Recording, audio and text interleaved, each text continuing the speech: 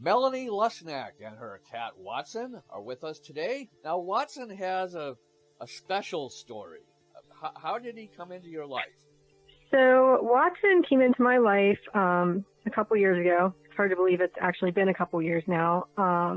I found him at a local shelter, and somebody had dropped him off. They said they found him in a field somewhere by himself, and he has a genetic condition where his arms actually bend inward, and it's called radial hypoplasia. So I have previous experience with special needs animals, and that's part of the reason why they chose me to take him home. How was he found? He was brought to a shelter, right? The Almost Home Animal Rescue League. Is that the rescue that saved him? Yeah, they're in Southfield, Michigan. They just had somebody come in and drop him off, and they're not sure if he was just born this way and the mother maybe left him because there was some sort of threat, or if it was a breeder that there are known to be breeders that breed cats with slight deformities because people think they're cute, but then if they get to be too much, then they discard them. So we don't really know what his background was other than what this person told the shelter about him. So he was a self-surrender, I guess, or someone just came in and said, "Here, take this cat." And yes. How old was Watson at that time? I mean, was he a little kitten or? He was like 6 weeks old, I think, 6 or 7 weeks old. He was he was the tiniest little thing, just a little ball of fuzz, basically, and he just didn't let it bother him at all. I mean, he was the happiest little cat I have ever met, and still is to this day. So, well, the pictures I've seen of him, he looks absolutely adorable. And he's a cuddler. He plays with our dog. He lives a good, normal kitty life. So his forelimbs are deformed and kind of twisted, right? They almost look like they're just bent at a joint or something, where his paws are sort of tucked in. Right. Yeah. So I call them his elbows, which obviously, like, his front legs aren't his arms, but in his case, they kind of look like arms, and it kind of looks like an elbow. Can he walk on them? Yeah, he does. He doesn't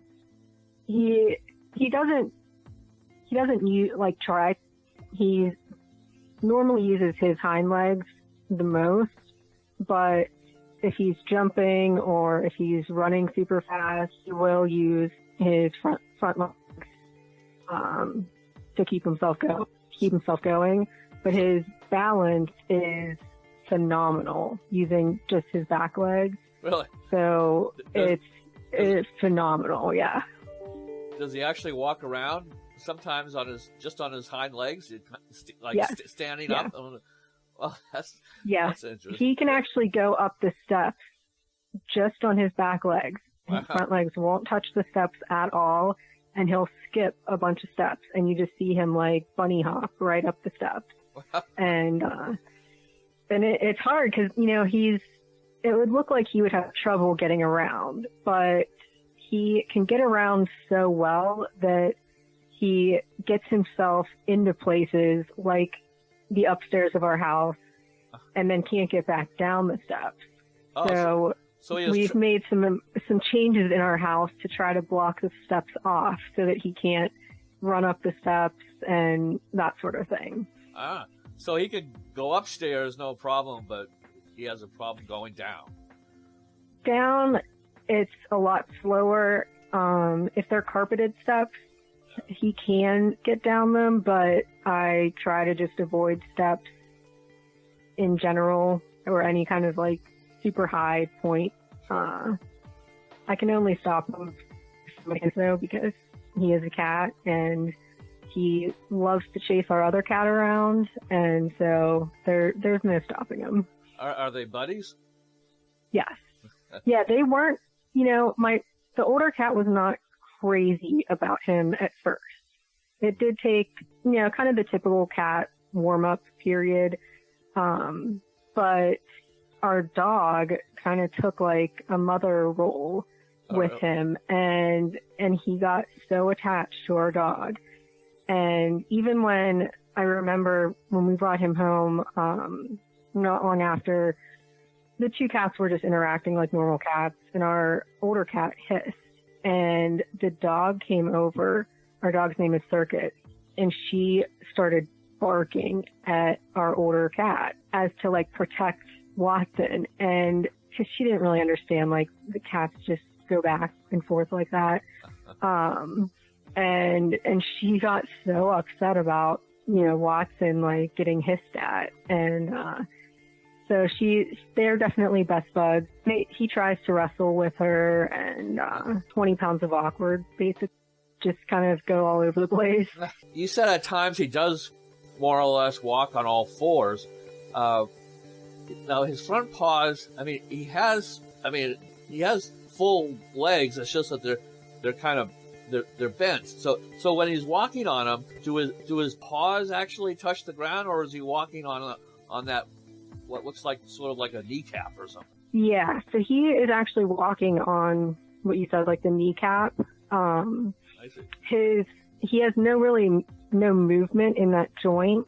So he has paw pads like a normal cat. He has all the bones that cats typically have, which with his condition, sometimes cats are born missing complete bones in their arms or in their feet. In his case, his front limbs are just bent inwards and don't really have much mobility. So his paw pads don't really touch much of anything unless he's like kind of grooming, which he has a different way. Like he puts his head into his paw to groom.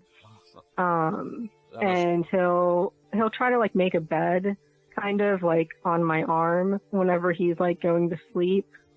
And I try to massage his paws and that sort of thing. 'Cause I would just imagine like if I held my hand up for an extended period of time, it would like fall asleep and that sort of thing. So I try to stimulate it as much as possible just to, give him some feeling there. Now again, this is a disease called hypoplasia, a congenital disease that causes the malformation of his forelimbs.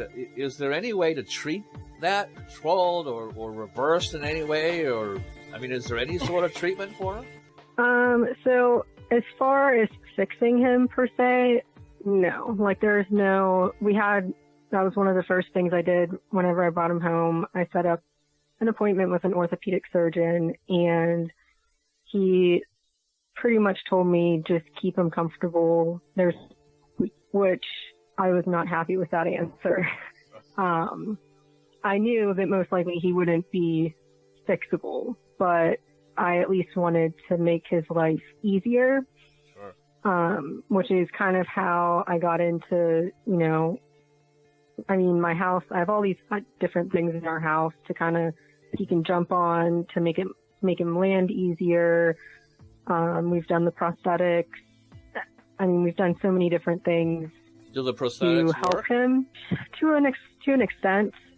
He doesn't wear them all the time. So whenever he was little, whenever I brought him home, he had trouble doing normal cat things. So using a litter box because he couldn't really dig like a normal cat. Getting up on things and down things was difficult. How did you fix the litter box issue? He actually fixed it himself. And that's kind of where the prosthetics kind of phase in and phase out, because he has adapted so much as he's gotten older that he is so used to just walking on his hind legs, jumping on his hind legs, landing on his hind legs, which is crazy for a cat. If you picture a cat landing on they're landing on their front legs. Right. And he jumps and lands just like a little miniature person. So he it was just a matter of time and patience. But he got himself there.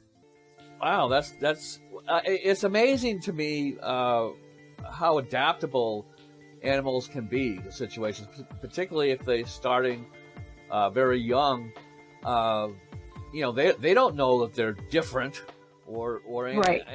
and the way that they can adapt, I just think is amazing. And that's because I've heard these kind of stories before about how cats and dogs can, they don't know that they're disabled. They don't know that anything's wrong. They're just trying to live life, and Exactly.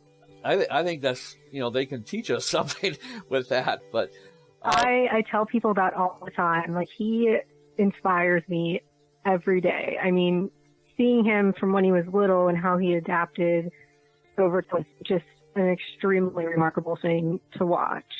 But even now, just his normal daily activities, and if our one cat gets up on something and he maybe can't get up on something the same way, he'll go around and figure out a different way. And it's almost like he has like this ability to problem solve more than other animals, because he's used to having to adapt to different situations that he's in.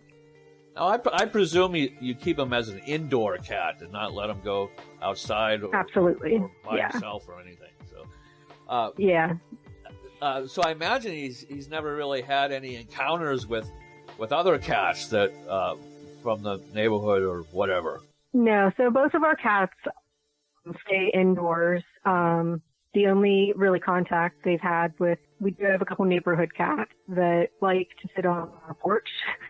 So they will look at each other out the window a lot, but other than that, in contact a lot with obviously our other cat. And then my parents have 3 cats. Watson is just the friendliest little thing. He will go up to any animal and it's just like, hey, how you doing? Let me get in your face, even if the animal starts hissing. Oh, like let's try it again. And he's really good at just meeting other animals and not being extremely afraid. He's more afraid, honestly, around new people than he is around new animals. How does he use the litter box? I mean, he conquered that, but without his front paws, right? How does he adapt? So he, it's kind of amazing to watch. I should videotape it and put it online. He uses I call them elbows.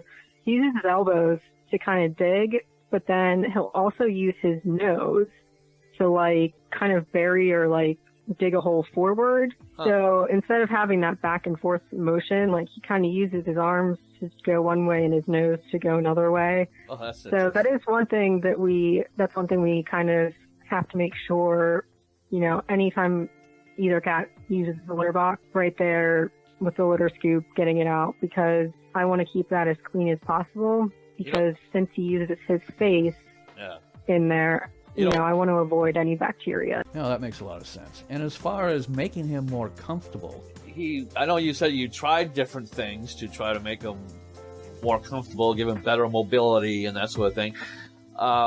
But from what you were saying, he doesn't seem to need it. Yeah, I mean, you said he can still run and jump. People question me all the time. Like one of the first questions I get is, "Oh, is he able to get around?" And my answer is always, "I dare you to try to catch him," because he can run so fast. He can jump onto just about anything. And I mean, his back leg, like his whole hind area, like has developed muscles so much stronger than a normal cat. So his ability to jump straight up, he can go a lot higher than, our other cat could just using her hind legs. So it's been kind of like he's adapted, mentally with figuring things out, but you can see that his body has also adapted with, his muscles in certain areas strengthening. It's been amazing. did you go to this rescue intentionally to get a handicapped, disabled cat? Or was that completely by accident? We had been looking for a kitten for a while, but we found a couple, and then people would get to the shelter before us or something like that. And so we were still looking. And whenever I was in college, I volunteered with a local animal shelter in Pennsylvania, and brought home a kitten that was missing a front leg, and she had to have it surgically removed because of a break. And so I was able to see my mom take care of her in different ways. And my mom used to work for a vet, so she's very intuitive of like what animals need and that sort of thing. And, you know, watching her do that and take care of him. And my passion is animals. Like, I've always wanted to, you know, do something, you know, obviously, I mean, I didn't become a veterinarian, but I've always wanted to do something where I can help animals. And when I saw him, I knew that he was going to be extra work, and, you know, but I also felt like I could give him what he needed, and I was willing to put time into researching different things for him and whatnot. So whenever I think I came across this picture on Pet Finder, and it was just love at first sight. I mean, I saw him and I know it was just a connection. And then I went to the shelter and hung out with them for a little bit, and I mean, we just kind of connected, and from then on, it's, you know. Oh. So you were already thinking of getting a special needs cat, but when you were lucky enough to find Watson and see him, it was love at first sight, I guess. And I can understand that, because looking at pictures of him, how can you resist that face? I mean, really? I know that, and it's crazy to see. In talking with various people lately, I've gone back and looked through pictures of when we first got him, and it's hard to believe. Like, he is stretched out now. He's probably at least like the length of my leg. He's a very long cat, and he hasn't completely filled in yet, and he's 2 years old now. So, he's still kind of kittenish, but I look back at these pictures and he is just this little ball of fuzz. And he was so adorable. He still is so adorable, but that little ball of fuzz was just irresistible. Saying it sounds as if Watson is pretty much just a normal cat like any other cat, except for the fact that he doesn't have use of his front legs. Well, before we go, I have one last question for you. What would you say to someone who's considering getting a special needs pet, either a cat or dog for that matter? What would you tell them? What words of wisdom would you tell them? I would say in the time that I have had Watson, I've definitely learned a lot. You know, if you're wanting to take care of a special needs animal and you feel driven to do that, just, you know, take into reason it will take extra time and extra patience. You know, anytime Watson has an issue getting on or off something or doing something, I'm going to the store and, you know, buying a different type of bed for him to land on. So there's a lot of extra things to pay attention to. However, it's also something a normal person can do. So I don't want to deter anyone from doing it, but it is a larger commitment than a normal cat or a normal dog would be. But it's also extra rewarding. Well, I was just going to say that, but it must be very rewarding. It never has. Seeing him able to do things that a normal cat can do, and using like things that I've set up for him, it's extremely rewarding just seeing him thrive as a normal cat, as healthy, happy, not in pain, and he is so different. And it's, you know, whether it's an animal with a deformity or a missing limb, or, you know, there's a lot of diabetic animals out there, you know, there's an extra time factor, but the reward factor for me, I mean, I feel like I benefit more from watching him every day than he does from me even helping him, because just seeing him thrive and how happy he is, and seeing him go through what he, you know, has gone through, and just taking it in such stride. It, you know, whenever I'm having a bad day, I'm like, you know, it's actually not so bad. Like, look at this little guy who's running around as happy as can be, and he just takes it in stride and he keeps going. And, you know, taking care of an animal like this can definitely, a normal person can definitely do it. You just have to be willing to educate yourself, ahead of time, and be willing to adapt to what the animal needs and that sort of thing. But it's really rewarding.